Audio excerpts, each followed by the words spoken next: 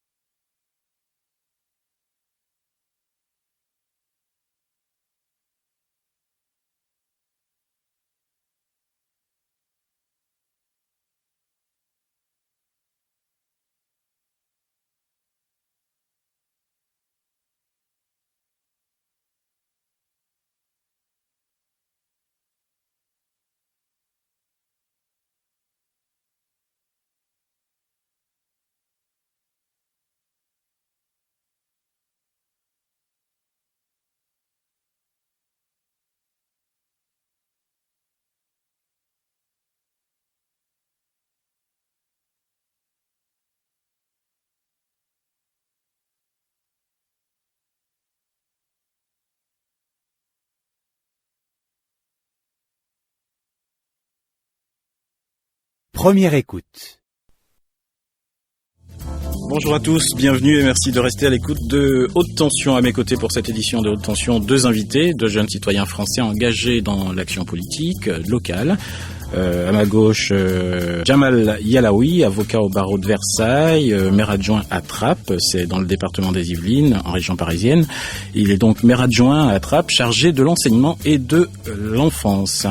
À ma droite, Éric Charles Gomis, journaliste, maire adjoint également, chargé de la politique de la ville. Bonjour à tous les deux. Bonjour. Bonjour.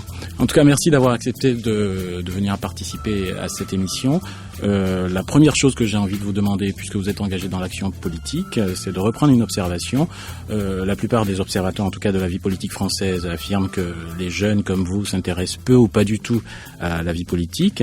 De fait, est-ce que ceux qui, comme vous, s'engagent dans l'action politique peuvent être considérés comme des exceptions qui confirment la règle, Éric ? Je ne crois pas. Je crois que c'est plutôt l'analyse, qui pose problème. Les jeunes ne s'intéressent pas forcément aux joutes politiciennes, mais s'intéressent à la politique en elle-même. La politique, c'est l'avenir, c'est je dirais la structure de la vie sociale de toute une nation. Et je crois que chacun a un rôle à y jouer. Je crois surtout qu'aujourd'hui, les politiciens se sont éloignés du public, de la population, qui elle reste bloquée entre guillemets sur des difficultés qui sont du quotidien et qui ne sont pas des prospectives politiques. Il y a une fracture entre ceux qui exercent le pouvoir politique et les administrés, comme on dit dans le jargon. Oui, c'est ça. Je crois que oui, ouais. Sauf que la proximité réside encore dans la politique locale. Cette proximité entre population et élus, elle est visible, elle existe parce que les élus locaux habitent la ville, habitent le quartier, rencontrent les gens. Ils ne font pas que de l'administration publique. Ils font aussi de la relation avec cette population. Ils entendent, ils écoutent, ils agissent en fonction des demandes. La relation est plus directe. Le problème d'une relation éloignée, c'est entre la population lambda, l'habitant lambda du quartier et son député, et voire encore son sénateur ou tout simplement le ministre. Alors Djamal, le fait d'être comme vous des jeunes issus de la communauté immigrée présente plutôt des avantages ou des inconvénients quand on décide de se lancer en politique? Ce serait hypocrite et faux de dire que c'est un avantage. C'est indéniablement un inconvénient au départ, mais moi je considère que ça peut le devenir très rapidement un avantage. En tous les cas, c'est ma position. C'est-à-dire que je me flatte d'avoir une double culture, d'avoir eu véritablement le choix, alors que les Français d'origine n'ont pas eu ce choix. Moi, j'ai eu le choix d'épouser la nationalité d'origine de mes parents ou d'opter pour la citoyenneté française. Donc c'est un choix que j'ai fait, et à partir de ce moment-là, je veux dire, les choses ne sont plus du tout vues de la même manière, et donc bien entendu la volonté n'est pas non plus la même. Et donc aujourd'hui, je considère que c'est plutôt un avantage, pour peu qu'on ait de la volonté, pour peu que on ait une vision. Et je pense que compte tenu de nos origines, compte tenu de nos parcours un petit peu éclectiques et un petit peu singuliers par rapport au parcours habituel, je pense que nous pouvons apporter une certaine vision de la politique et une certaine façon de faire de la politique que celle qui est aujourd'hui entretenue, cultivée par des carrières politiques qui sont la sortie de l'ENA et puis ensuite le parcours habituel. Quand on s'engage, Djamal, quand on s'engage en politique, on est censé avoir une vision, un projet pour la société. Quel serait le vôtre en quelques mots? Le mien, déjà, il s'inscrit forcément dans le grand axe qui est celui qui a tracé le sillon de ma vie, c'est-à-dire le combat pour la justice sociale. Au niveau de Trappes, le projet politique qui me tient à cœur, c'est que à Trappes, nous avons 55 nationalités différentes. Nous avons 80% de logements sociaux. Nous avons une population extrêmement jeune. Nous avons des quartiers très défavorisés. Et nous avons là un concentré, grosso modo, de tous les problèmes de la société française d'aujourd'hui. Et j'ai un grand projet, c'est celui de faire en sorte que les gens puissent cohabiter et vivre ensemble de manière harmonieuse, parce que c'est la base de tout, la relation humaine. Et puis ensuite, véritablement, de produire, de construire un projet culturel, parce que la culture, n'est que trop laissé en arrière-plan et c'est finalement la cinquième roue du carrosse à mon grand regret. Et je pense qu'à travers la culture, que ça soit dans les écoles, que ça soit dans les quartiers, que ça soit dans les associations, la culture peut véritablement déclencher un certain nombre de processus qui permettent aux uns et aux autres de s'épanouir, chacun selon leurs moyens, leurs possibilités, leur envie, et donc véritablement de permettre à la ville de Trappes d'être d'être un espèce de laboratoire en la matière et d'être un phare en matière culturelle et de permettre d'apporter quelque chose d'original en la matière, puisque c'est une voie qui jusqu'à présent n'a pas été énormément explorée. Eric, un portefeuille gouvernemental pour aller plus loin dans vos actions à terme, est-ce que c'est envisageable? Est-ce que c'est quelque chose que vous excluez complètement ou qui vous paraît tout à fait accessible? Est-ce que c'est au poste de ministre ou de chef de gouvernement qu'on fait plus bouger les choses? Je ne suis pas sûr. C'est à vous de me dire. Je ne suis pas sûr, justement. Je ne suis pas sûr. Je crois que il faut. Je tiens à être un acteur de la société. En Afrique, on parle de la société civile qui s'engage en politique pour essayer justement d'apporter du sang neuf et des idées nouvelles aux politiciens. Je crois que la politique, je ne veux pas que ce soit un métier, mais c'est un professionnalisme. Ce professionnalisme exige énormément de compétences, exige énormément de dons de soi, mais exige aussi une ambition, une résistance à des conflits durs, durs. Et il y a ce genre de jeunes issus de l'immigration politique comme Jamal qui sont assez armés pour entrer dans ce type de combat. Moi, je pense être aussi armé, mais je veux plutôt jouer un rôle de moteur social parallèle à la politique, parce que je ne veux pas que le devenir d'une société ne dépende que des politiciens, parce que c'est là le danger. Eh bien, ce sera le mot de la fin. Je vous remercie tous les deux d'avoir accepté de venir participer à cette émission.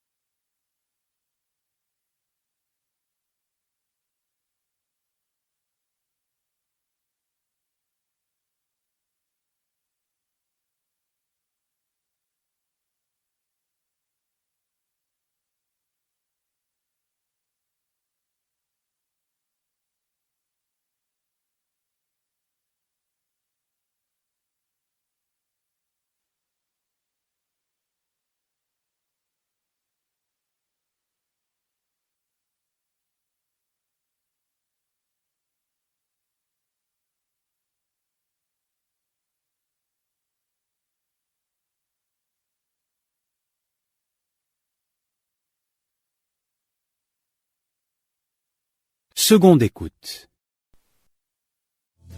Bonjour à tous, bienvenue et merci de rester à l'écoute de Haute Tension. À mes côtés pour cette édition de Haute Tension, deux invités, deux jeunes citoyens français engagés dans l'action politique locale.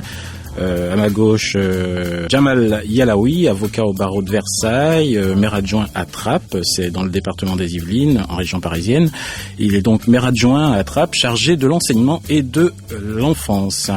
À ma droite, Éric Charles Gomis, journaliste, maire adjoint également, chargé de la politique de la ville. Bonjour à tous les deux. Bonjour. Bonjour. En tout cas, merci d'avoir accepté de venir participer à cette émission. La première chose que j'ai envie de vous demander, puisque vous êtes engagé dans l'action politique, c'est de reprendre une observation.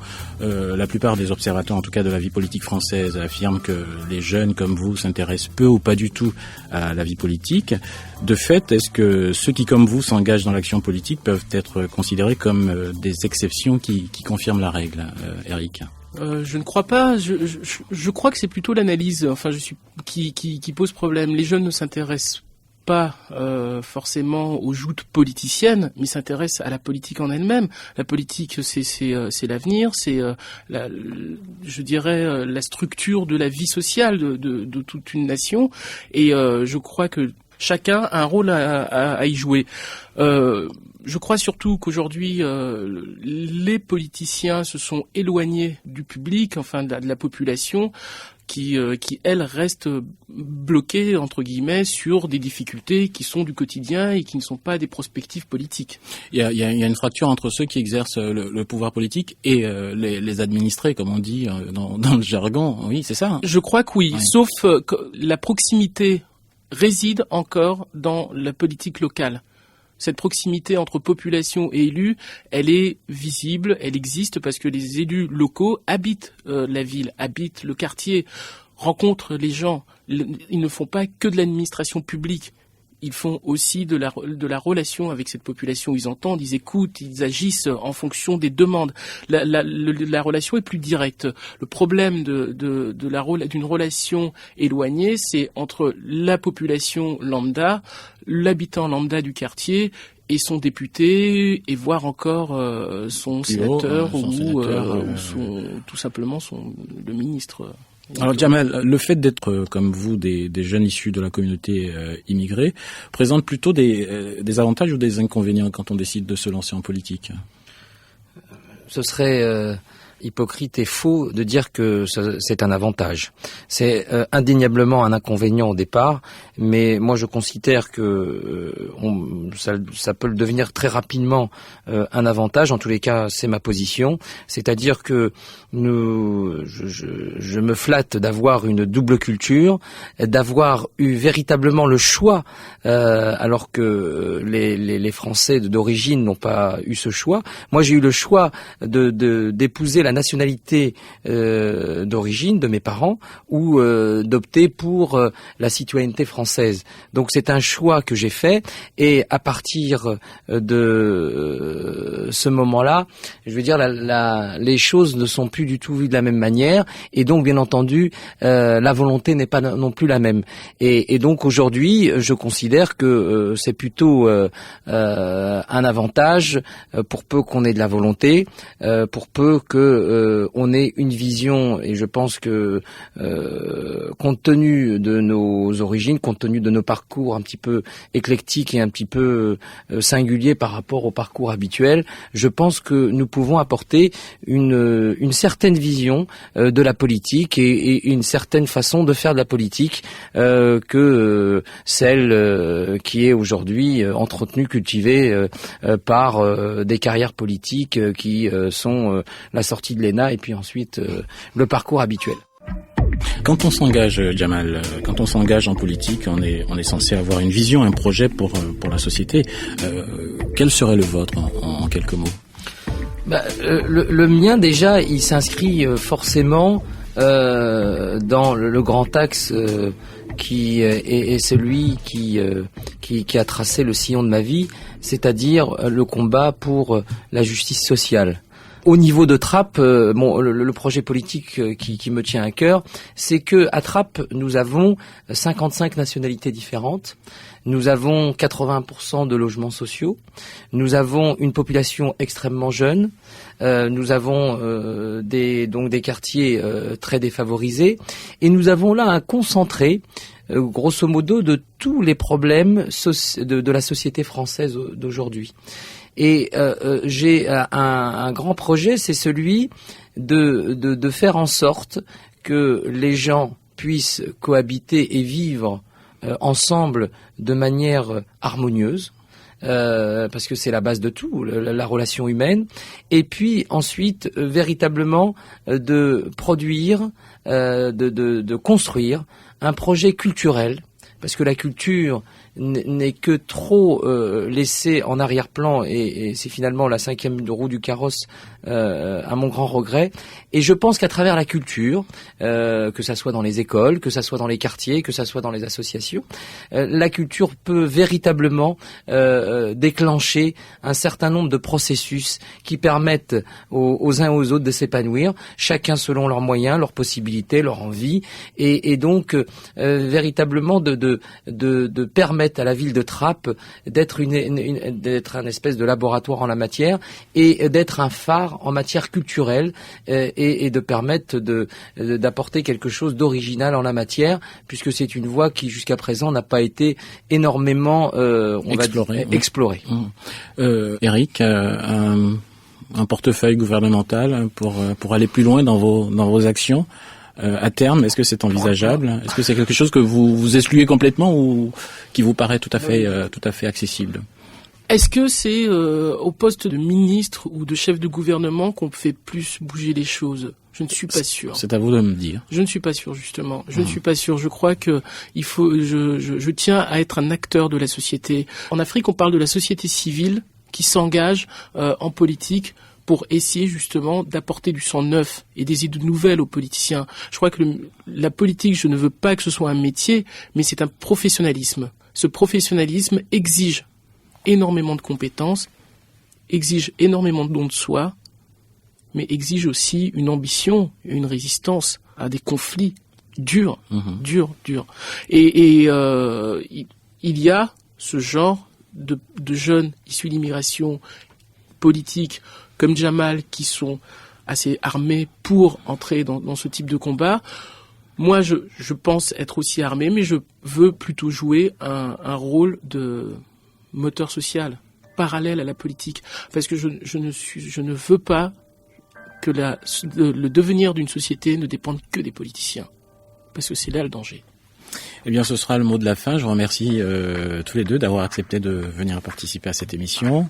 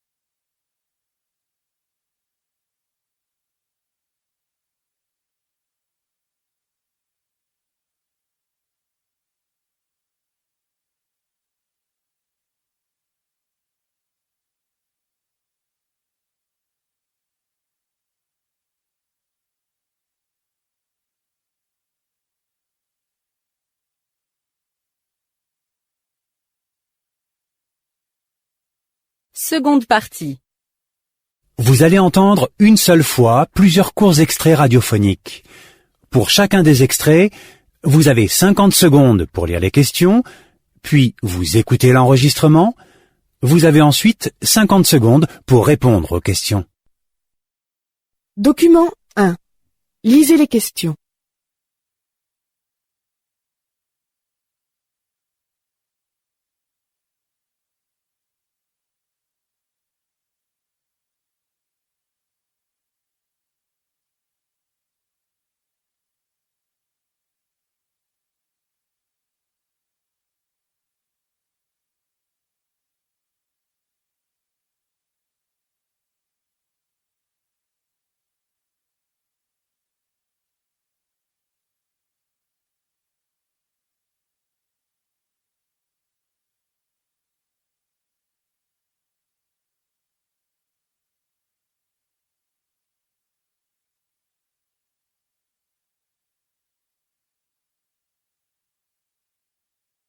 Patti Smith, Star Sailor, on change d'univers musical. The Servant, Mickey 3D, Jeanne Chéral, Camille. Que vont-ils faire? Ils vont chanter, c'est leur métier. Ça tombe bien. Ces artistes vont se produire au Festival Solidaise qui va avoir lieu début juillet sur l'hippodrome de Longchamp, comme tous les ans, aux côtés d'Arnaud, de Calogero, de Luc, de Juliette, de Tiken Fakoli, de Cool Chen. Ce rendez-vous est organisé par l'association Solidarité Sida, ce festival solidaise, qui au fil des années s'est imposé comme un des grands rendez-vous du début de l'été, particulièrement prisé par le jeune public. La billetterie est déjà ouverte. Le prix, 40 € pour un forfait de 3 jours. Il faut dire qu'il y a vraiment des concerts remarquables. C'est rare qu'on voit autant d'artistes se produire sur une durée aussi courte. 35 € pour 2 jours, et puis 25 € pour le samedi. Vous pouvez avoir tous les renseignements sur le site solidaise.com, www.solidaise.com. Je vous signale, parce que quand même, il faut donner les dates précises, que le Festival Solidaise de Longchamp aura lieu les 8, 9 et 10 juillet.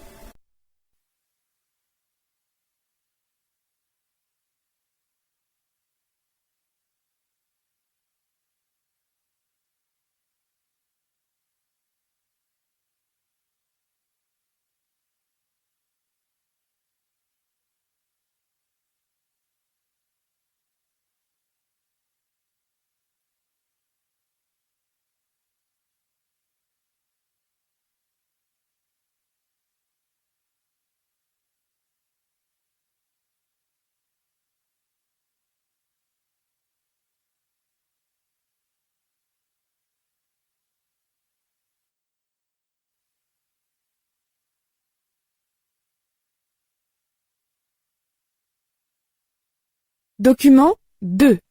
Lisez les questions.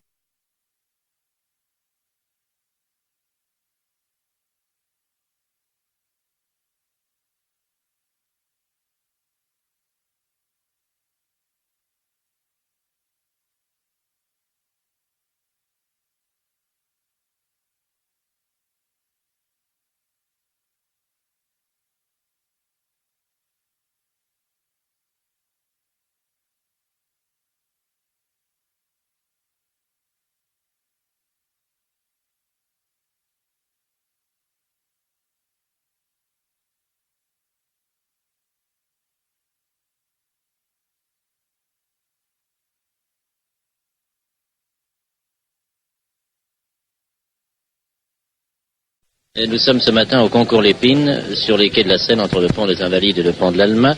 Le concours Lépine, où des centaines d'inventeurs, d'artisans et de petits fabricants exposent leurs dernières nouveautés ingénieuses. Pourquoi Lépine? Parce que le créateur du concours fut le populaire préfet de police parisien Louis Lépine, bien connu des Parisiens il y a 40 ans, qui avait exposé lui-même une de ses inventions. Et quelle invention? Le bâton blanc des agents de police de Paris. On doit aussi à Louis Lépine les sens uniques, le rond-point giratoire et la limitation de vitesse.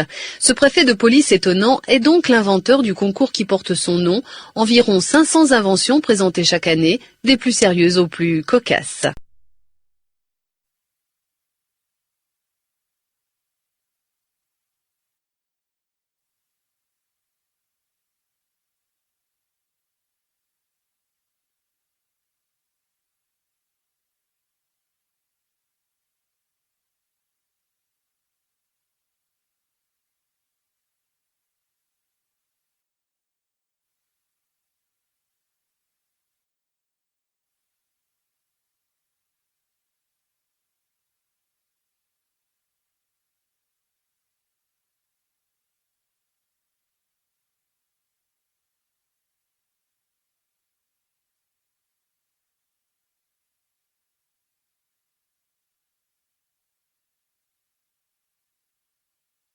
L'épreuve de compréhension orale est terminée.